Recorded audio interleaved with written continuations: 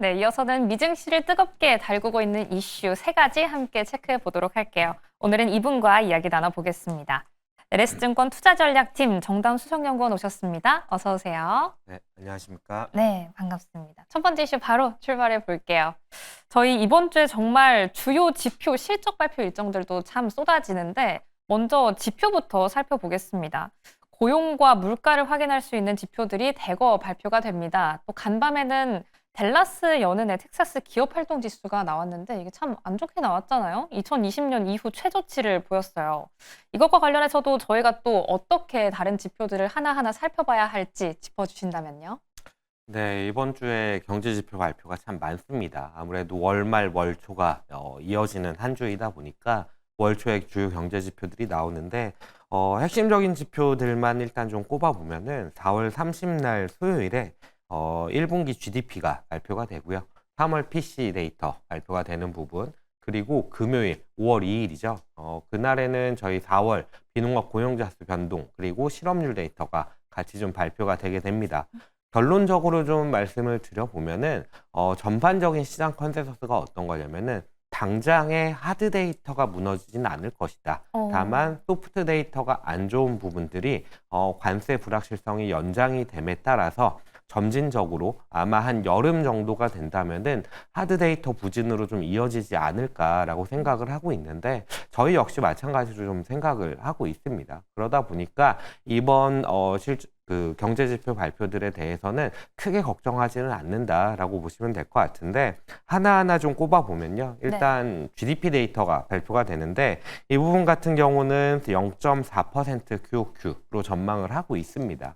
직전 분기 대비해서는 급락하는 수치가 나타나는 것이기는 한데 이렇게 낮은 수치를 나타내는 원인이 뭐냐라고 했을 때 순수출에 대한 부분, 관세가 이제 부과되는 부분들을 앞두고 미리 수입을 많이 땡겨갔던 부분들이 있거든요. 근데 이게 순수출 데이터로 생각을 해보면은 수출에서 수입을 뺀 게 이제 순수출이다 보니까 수입 데이터가 올라가면서 성장률 전체적인 부분들을 갉아먹는 부분들이 나타날 겁니다. 그러다 보니까 이렇게 GDP가 낮은 수치를 예상을 하는 건데 이게 수치가 수입이 늘어나는 거다 보니까 이게 경기 침체에 대한 우려로 작용을 할 거냐라고 했을 때 그렇지는 않아 보인다 정도로 보시면 될 것 같고 네. 더불어서 이제 비농업 고용 데이터가 좀 나타날 텐데 비농업 고용 같은 경우는 지금 컨센서스가 12.9만 건으로 예상이 되고 있고 전월 22.8만 건입니다. 물론 수치 자체는 낮아지는 게 GDP랑 마찬가지로 좀 나타납니다. 다만 네. 그럼에도 불구하고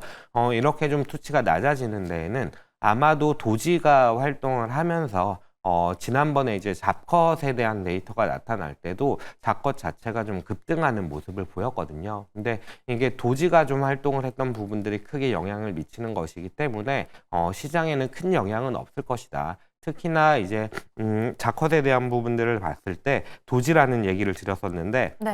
더불어서 이제 신규 실업수당 청구 건수를 살펴보면은 20만 건 초반대에서 유지가 되는 그림을 예상을 하고 있거든요.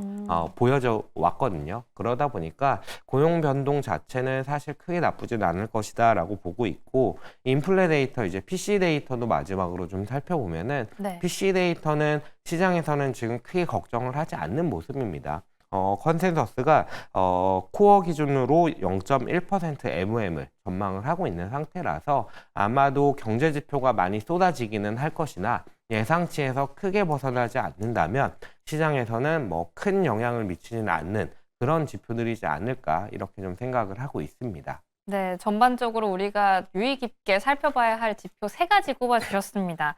PC 데이터 같은 경우에는 큰 걱정이 없을 것이다라고 전망이 되지만 앞서 이야기해 주셨던 GDP 같은 경우나 비농업 고용 같은 경우도 순수출이나 도지의 영향으로 약간은 단기적인 영향이 일 것이다라고 전망을 해볼 수가 있겠네요. 이렇게 주요 지표 세 가지 지켜봤고요. 두 번째 이슈 바로 넘어가 보시죠. 이번 주는 앞서 말씀드렸던 것처럼 지표들도 있지만 실적 발표도 대거 예정이 되어 있습니다. 앞서 유산남님과 다뤘던 메타와 마이크로소프트는 실적 발표를 목전에 앞두고 있습니다. 일단 간밤 뉴욕 증시는 혼조세를 보이면서 끝났어요. 실적 발표를 기다리고 또 관세 정책이 어디로 튈 것이냐 이런 걸 좀 주시하면서 관망세를 보였는데 이런 실적 발표가 하나둘씩 나오고 나면 이 시장에 좀 안정감을 불어넣어 줄 수 있을지도 궁금합니다. 네, 저희는 이전에 좀 말씀을 드렸던 것처럼 실적 발표가 그래도 좀 시장에 안도감을 불어넣어주는 이슈이지 않을까라고 생각을 하는데요. 이미 실적을 발표했던 테슬라라든지 알파벳 내지는 그 이전에 실적을 발표했던 넷플릭스 같은 종목들이 사실 실적 자체가 그렇게 좋았냐라고 보면은 그렇지는 않아요. 이게 기대치가 워낙 낮아져 있다 보니까 그만큼 또 주가도 낮아져 있고 그러다 보니까 이것보다는 실적이 잘 나오면서 탄탄한 펀더멘탈을 기반으로 이런 빅테크 종목들이 좀 반등하는 그런 모습을 보였다라고 생각이 되는데 이번에 이제 실적 발표를 앞둔 메타나 마이크로소프트, 아마존, 애플 같은 경우도 유사한 그림이지 않을까라고 좀 생각을 하고 있는 거고요. 종목별로 좀 체크 포인트를 살펴보면은 네. 메타 같은 경우는 감원이라든지 이런 부분들을 얘기를 하면서 비용에 대한 부분을 다시 한번 또 통제하려는 듯한 모습을 보이고 있어요. 그런데다가 이제 구글에서 실적을, 알파벳에서 실적을 발표를 한 것처럼 광고 쪽이 사실은 메타에게는 주 수익원이거든요. 그러다 보니까 광고 경기가 여전히 잘 유지가 될지 이런 부분들을 좀 체크하셔야 될 것 같고 마이크로소프트 같은 경우는 워낙 사업 모델 자체가 소프트웨어를 파는 업체이다 보니까 안정적인 실적을 좀 기대할 수 있는 그런 종목으로 생각을 하고 있습니다. 그래서 저는 마이크로소프트가 그래도 제일 나은 포지션에 있지 않나라고 생각을 하고 있고 체크 포인트로는 AI 투자에 대한 부분 그리고 그만큼 또 애저의 성장이 얼마나 나와주냐라는 부분들을 체크하셔야 될 것 같고요. 더불어서 이제 아마존과 애플 같은 경우는 중국과의 연관성이 다른 업체보다 좀 큰 그런 종목입니다. 그러다 보니까 관세와 관련해서 공급망에 대한 얘기들을 좀 언급할 수가 있어서 이런 부분들을 좀 체크하셔야 되지 않나라고 생각이 들고요.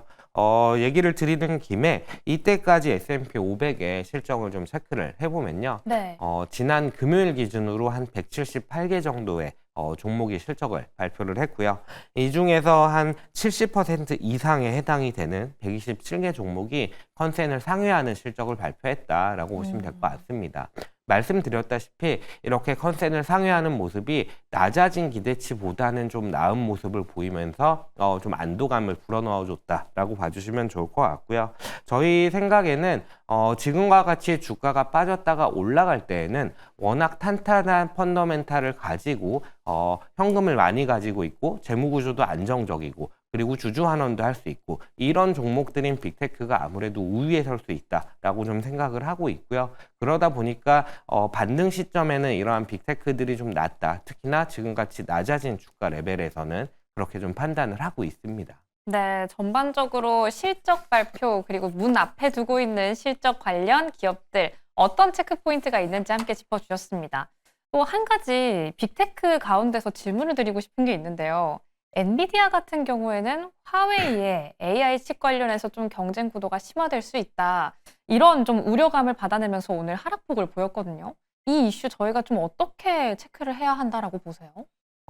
사실 기술이나 이런 부분들은 제가 화웨이가 정말 얼마나 좋은 칩을 만들어낼지는 저도 사실은 알 수도 없고 판단을 하기가 상당히 어렵습니다. 다만 이런 부분은 있는 것 같아요. 신뢰성에 대한 문제.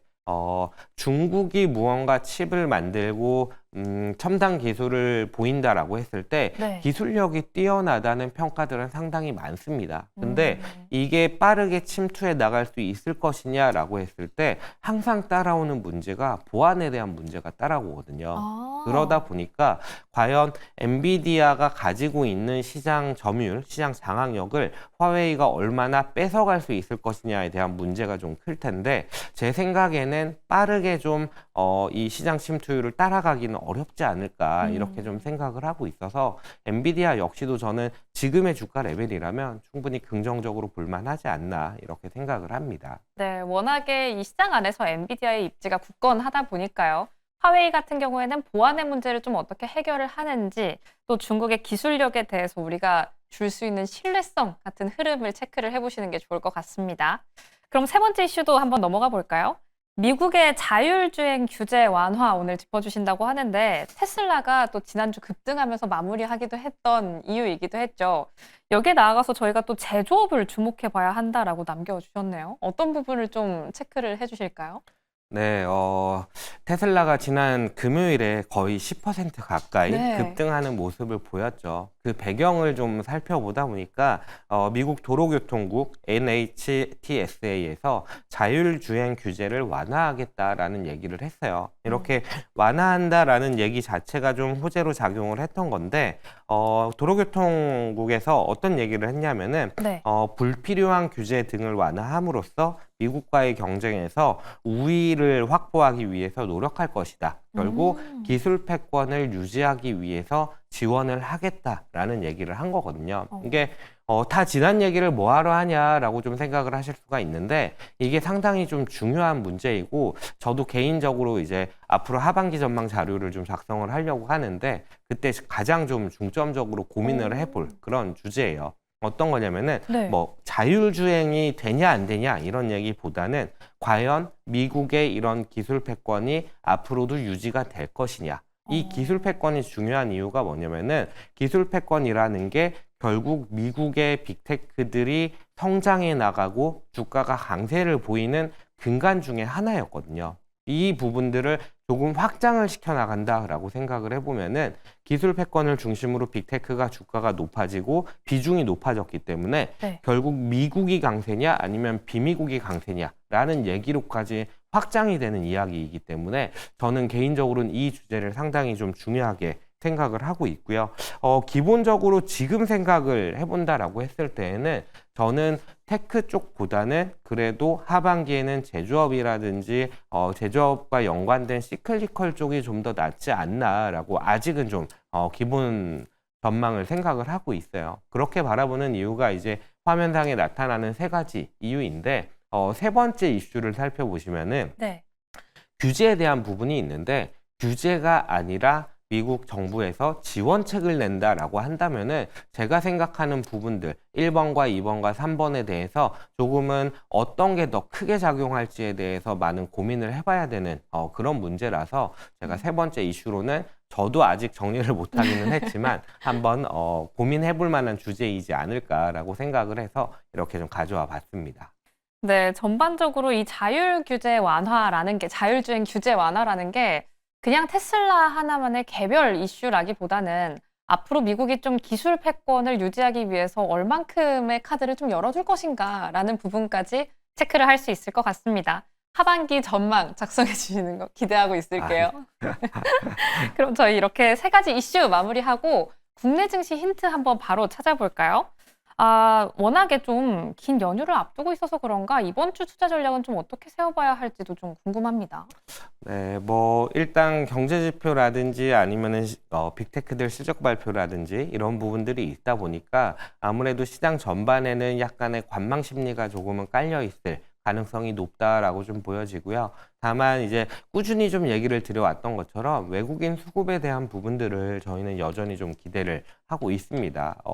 사실 어제 저희가 좀 작성을 한 자료를 보시면은 네. 외국인의 우리나라에 대한 포지션이 상당히 좀 슬림해져 있는 상태에서 금요일 날 외국인들이 현 선물을 동반 순매수를 하고 특히나 이제 선물에 대해서는 미결제 약정이 늘어나는 모습을 보이면서 언더웨이트된 한국 비중이 조금은 올라설 수 있는 상황이지 않을까라고 좀 얘기를 드렸었는데 네. 아쉽게도 어제장 같은 경우는 외국인이 다시 한번 또 순매도 하는 모습을 보이면서 아직은 좀 관세에 대한 불확실성이 남아있다라고 좀 보여지기는 했어요. 네. 다만 어제장 같은 경우에도 외국인이 순매수했던 영역들을 살펴보면은 이 관세와는 조금은 자유로운 업종들을 순매수를 했거든요. 뭐 소프트웨어라든지 아니면 건설 같은 업종 아니면 레저 같은 업종 이런 것들을 좀 순매수를 하는 모습을 보였거든요.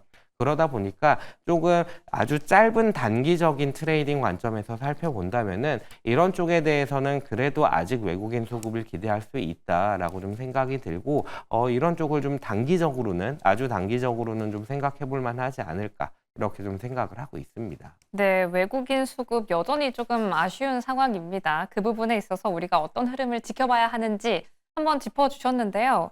그럼 연구원님께서는 요즘 시장을 보실 때 어떤 테마를 좀 위주로 보시는지도 궁금합니다. 요즘 좀 음. 잘 가지고 있는 그리고 트럼프발 정책에 맞는 조선일지 어떤 다른 테마일지요? 사실 조선을 지금 무언가 들어간다라고 하기에는 저는 좀 늦었다라고 어. 생각을 하고 있어요. 이제 어제 하나오션이었나요? 이제 실적 발표를 긍정적으로 했음에도 불구하고 네. 주가가 쭉 밀리는 모습을 보였거든요. 이게 밸류에이션이라든지 이런 부분들이 상당히 좀 부담스러운 영역에 찼다라고 좀 생각이 드는 부분이고 시장에서도 그런 흐름들이 약간은 좀 나타난 게 아닌가라고 생각이 들거든요. 그러다 보니까 저는 이렇게 좀 많이 오른 것보다는 아직 오르지 못한 것들 내지는 음. 이제 막 오르기 시작했던 것들에 좀 관심을 가지는 게 어떨까라고 생각을 하고 있고요.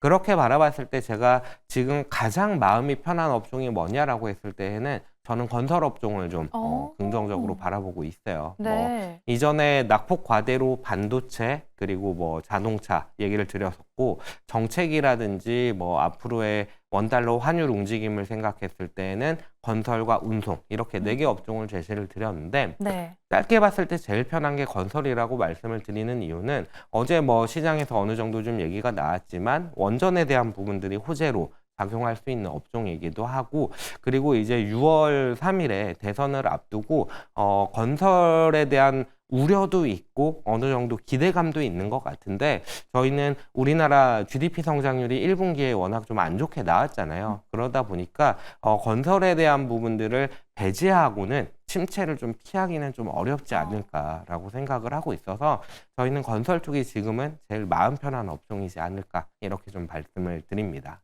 네, 정말 불확실성이 잔존해 있는 현 시점 마음 편하게 공략해 볼 수 있는 섹터로는 건설 업종 꼽아 주셨습니다. 여러 모멘텀 가지고 있는 만큼 투자 전략에 꼭 체크해 보시기 바랄게요. 그럼 오늘 도움 말씀은 여기까지 듣도록 하겠습니다. 지금까지 LS증권 투자전략팀 정담 수석연구원과 함께했습니다. 고맙습니다. 네, 감사합니다.